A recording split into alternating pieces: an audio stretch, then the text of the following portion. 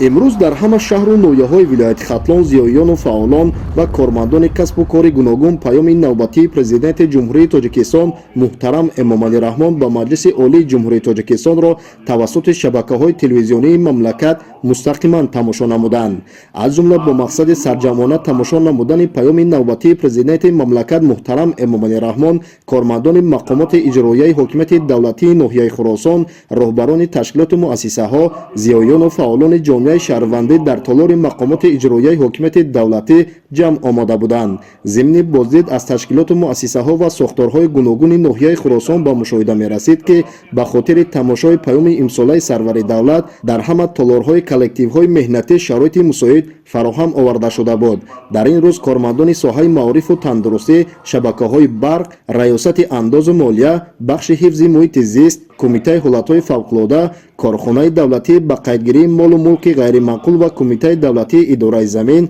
بخش کار با جوانان، جماعت‌های شهرک و دهات و عموما ساکنان پیام پرزیدنت کشور را با حس بلند و تندرستی تماشا نمودند. در صحبت با مسئولان و فعالان و زیاییان و ساکنان کسب و کار گوناگون ذکر گردید که اهل ناحیه دوام یک سال کار و فعالیت خویش بهر در عمل تطبیق نمودن دستور و سپارش‌های پرزیدنت کشور سهم ارزنده خود را خواهند گذاشت. مورد ذکر است که پیام نوبتی پرزیدنت مملکت به مجلس عالی جمهوری تاجیکستان با نتیجه گیری از فعالیت یک ساله دولتداری و مقصد و وظیفه‌های برای سال آینده پیش گرفته، اجرای سریوقتی دستور و سپارش‌های ذکر گردیده از هر نفر شهروندی به آر و ناموس کشور مسئولیت مهم را طلب می‌نماید. زیرا محض با راهنمایی و هدایت‌های رهبر دولت توسط پیام و جد و جهد پیوسته جهت عملی نمودن هدف‌های پیش گرفته، تاجیکستان رشد و پیشرفت نموده، سطح زندگی ساکنان سال از سال بهتر شده ایستاده است. چنانه که پرزیدنت کشور محترم امامعلی رحمان در پیام نوبتیشان ابراز داشتند،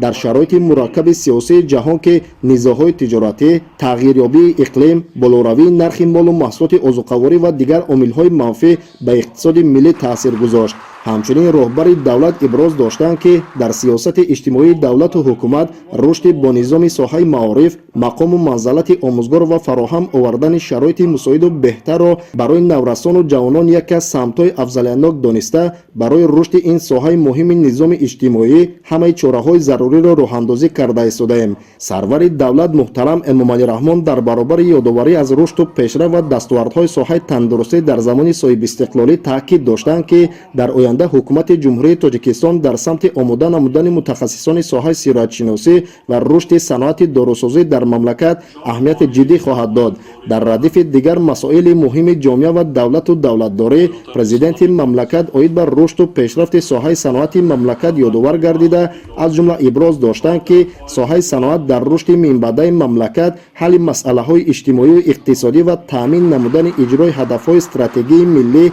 از جمله روند صنعت‌کنونی با سرعت کشور اهمیت بزرگ دارد. ضمن ارائه پیام، پرزیدنت جمهوری تاجیکستان محترم امامعلی رحمان به مجلس عالی جمهوری تاجیکستان پیشنهاد نمودند که سال 2024 بخشیده به 30 سالگی قبول کنستیتوسیای جمهوری تاجیکستان سال معرفت حقوقی اعلان کرده شود. دستور داده شد که تمام ساختار مقامات دولتی از جمله مقامات حفظ حقوق باید همه ذخیره و امکانات‌ها را جهت تامین ترتیبات و ولایت قانون برای سال 2024 که 30 سالگی قبول کنستیتوسیای جمهوری تاجیکستان تجلیل می‌گردد سفربر نمایند. زیرا اولین کنستیتوسیای جمهوری تاجیکستان صاحب استقلال که زمینه اعمار دولت مستقل ملی و پیشروی تمام جنبه‌های حیات مردم مملکت را فراهم آورده است، یکی از دستاوردهای مهمترین میباشد. ابراز گردید که عملی نمودن معیارهای کنستیتوسیا امکان داد پایه‌های استوار جامعه و دولت سازمان یابند، صلح و آرامی، ثبات سیاسی و وحدت ملی تکمیل بخشیده شوند،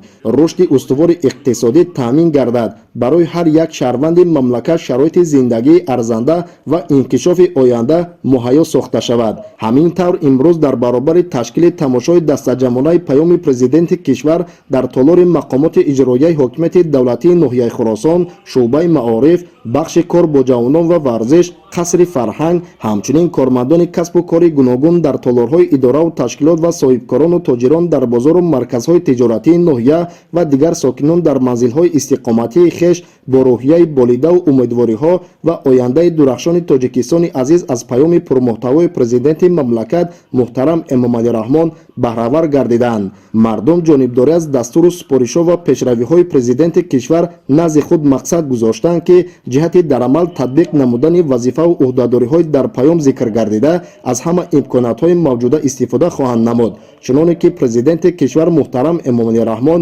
зимни ироаи паём изҳор доштанд, баланд бардоштани сатҳу сифати қонунҳо, такмили механизм ва иҷрои онҳо, ба талаботи ҷомеа ва шаҳрвандон ҷавобгӯ будани меъёрҳои қонунҳои амалкунанда